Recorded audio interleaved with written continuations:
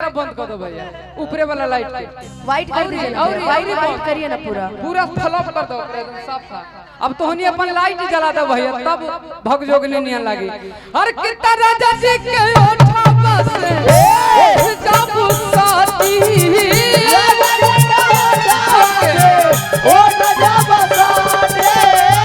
भुक भुक कारी हमारा घरवा के बाती, भुक भुक कारी हमारा।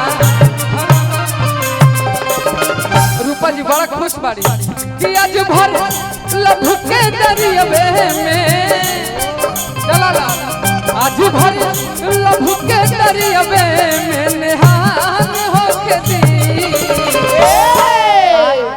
कि आज भर लभ के दरियावे में निहान होके दी। फिर से आया भैया रूपा के डांस अजब बा कि आज भर लभ के दरियावे एकदम माइस के कि आज भर लभ के दरियावे आज राजा जी के कोरवे, आज राजा जी के कोरवे में जवान हो गई, आज राजा जी के कोरवे में जवान हो गई, जी के कोरवे में भैया हो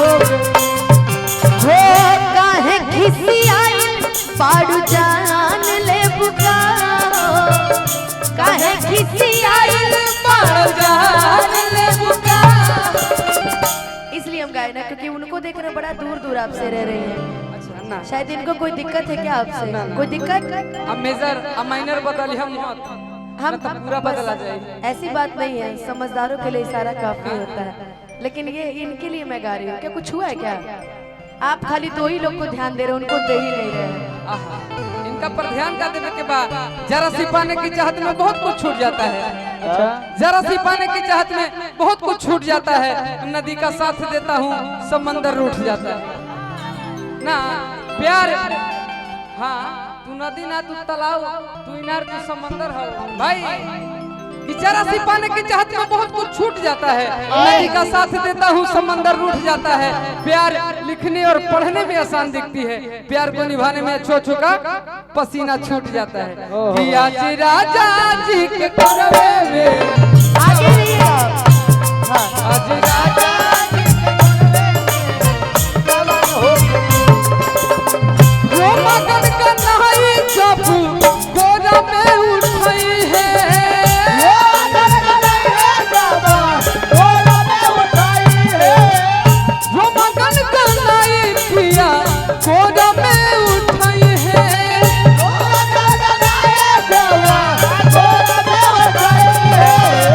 ललन भोजपुरी हमर जियारा जुड़ई है,